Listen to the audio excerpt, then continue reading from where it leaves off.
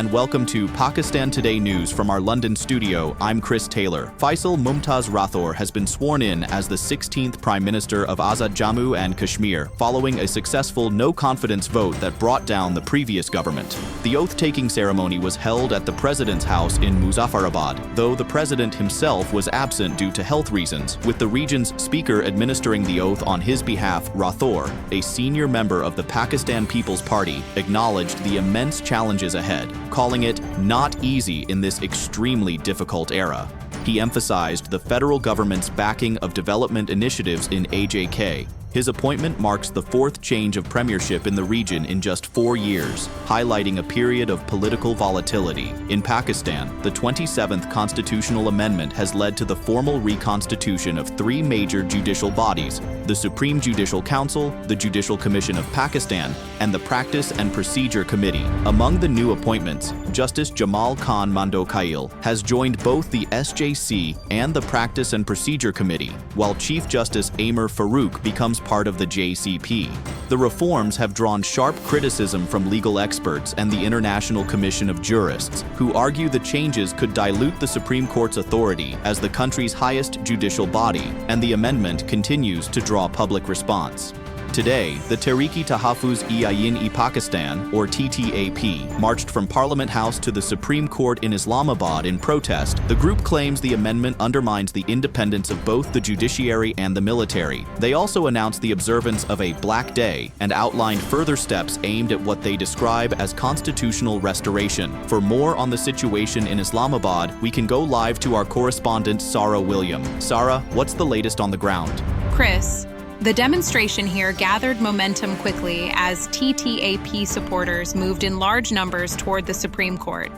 Protesters carried banners calling for the reversal of the 27th Amendment, insisting it fundamentally alters the balance between civilian institutions. Security remained tight, with authorities cordoning off key points around the red zone to prevent escalation. Despite the charged atmosphere, the demonstration stayed largely peaceful, though TTAP leaders vowed that this was only the beginning of a broader movement. They say more actions are planned in the coming days as they push for what they call a return to constitutional integrity. Thank you, Sarah. In Moscow, Pakistan's Foreign Minister Ishaq Dar addressed the Shanghai Cooperation Organization Summit, expressing optimism about the SCO's potential to drive regional cooperation.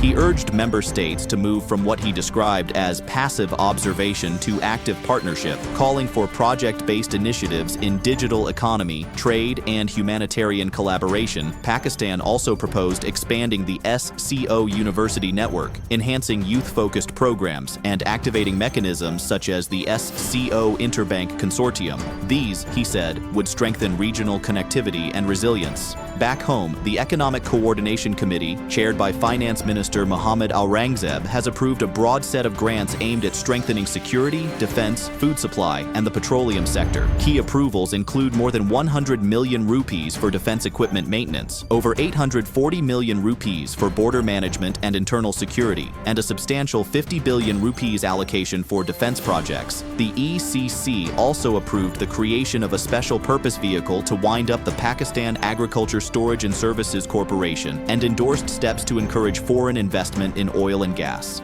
Separately, Finance Minister Aurangzeb met with representatives from Dialogue, a network founded by global tech entrepreneurs Peter Thiel and Aaron Hoffman, to discuss Pakistan's economic reform agenda. In the United Kingdom, the government has announced sweeping changes to its asylum system in an effort to curb irregular migration. Under the new policy, refugee status will be temporary and reviewed every 30 months. Those granted asylum will now wait 2 decades before being eligible for permanent residency. Compared to the previous 5-year requirement, the plan also removes the state's legal obligation to provide accommodation and financial support to asylum seekers, and would allow London to impose visa bans on countries that refuse to take back citizens who arrive illegally. And finally, in sports, Pakistan's star batter Babar Azam has been fined 10% of his match fee and given 1 demerit point by the ICC after breaching level 1 of its code of conduct. The incident occurred during the 3rd one-day international against Sri Lanka, when an irritated Babar struck the stumps with his bat after being dismissed. He accepted the charge, and with this being his first offense in 2 years, no formal hearing was held. That's all for now. You're watching Pakistan Today News. I'm Chris Taylor.